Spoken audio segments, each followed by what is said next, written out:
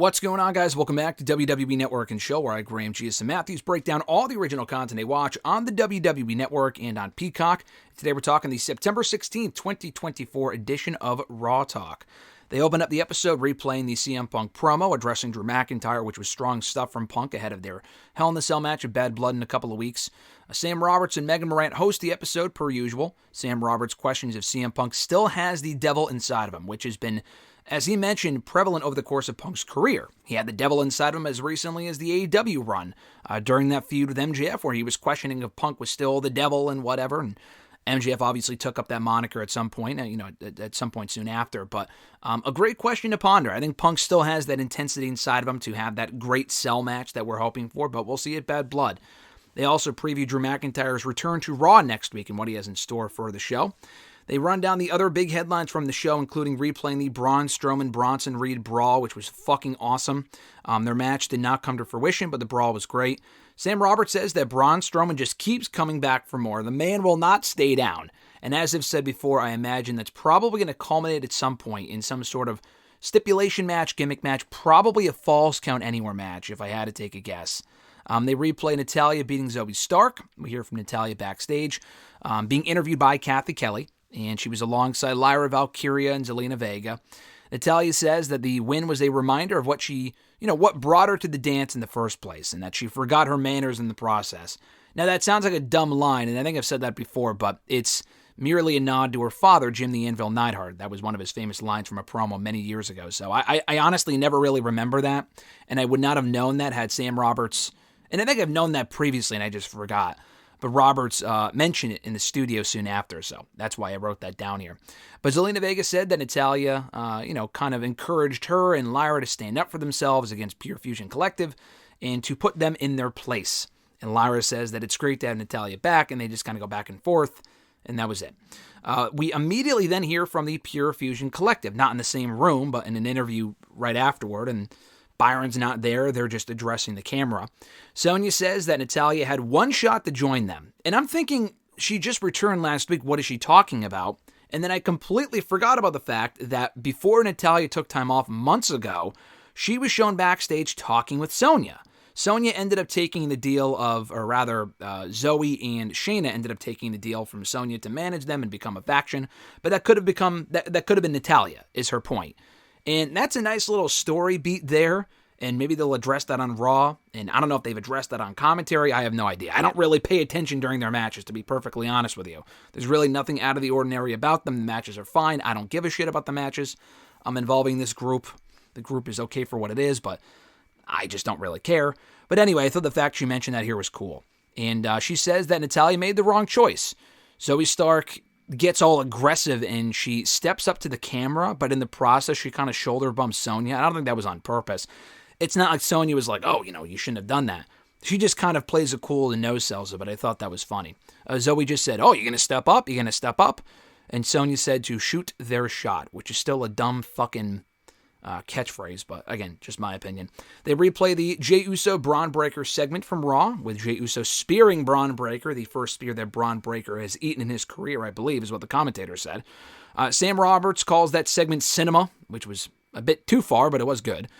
He says this win for Jey Uso, if he does become the champion next week on Raw, and that's when their Intercontinental Championship match is taking place, it will be 4 years in the making.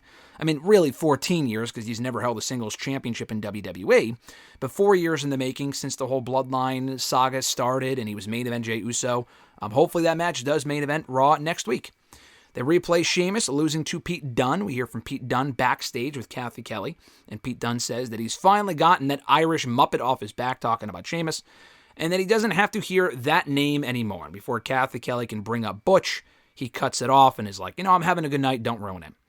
Sam Roberts questions if it is actually over, and obviously it's not. Dunne cheated the win with a fucking cricket bat or whatever it was, so clearly they are headed for a third match, which is great.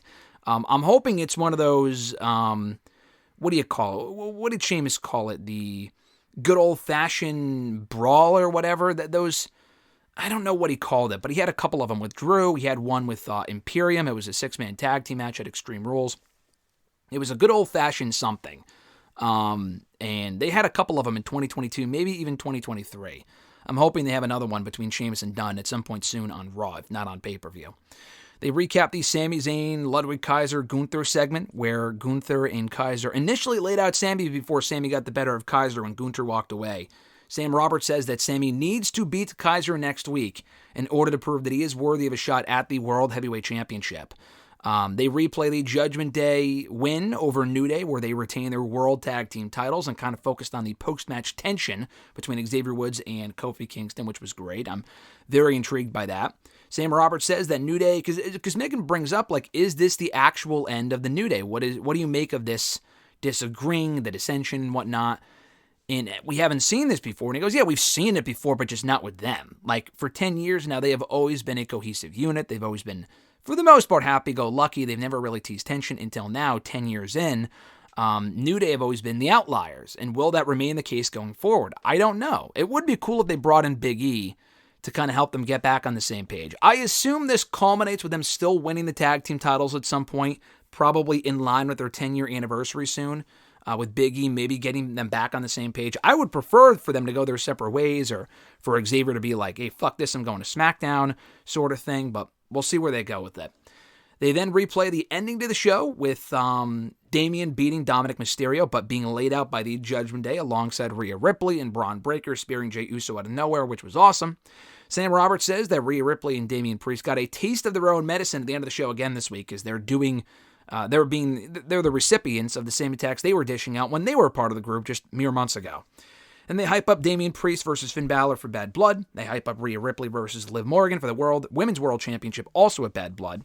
And they then finally hype up Jey Uso challenging Braun Breaker for the Intercontinental Championship next week on Raw.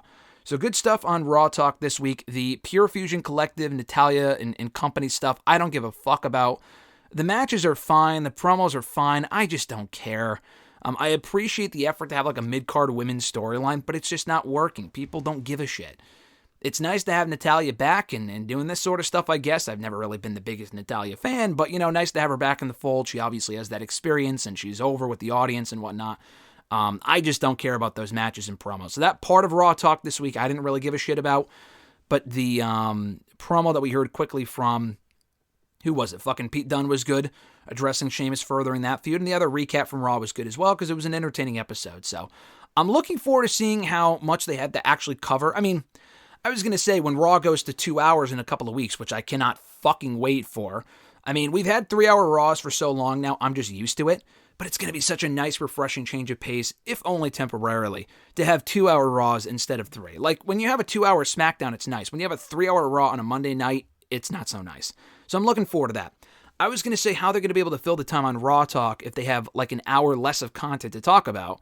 But that doesn't stop them from having like a full edition of SmackDown Lowdown on Saturdays, which is now on Fridays, by the ways. It's now on Fridays, by the ways, after SmackDown. So, by the way, not by the ways. But they air it after SmackDown now on Peacock. I think Level Up, from what I understand, got pushed to 11 p.m. Eastern Time on Peacock, for those that give a shit. But Raw Talk remains after Raw, as it has always been, and this was a decent show. Thank you guys for checking out my review. I appreciate it. Be sure to like the video, drop a comment, share the video, and subscribe to the channel for more daily content. A lot of interviews, Q&As, reviews, so much more. Subscribe now if you haven't already. Have a great one, guys. I'm Graham G. Matthews, and I'll catch your ass down the road.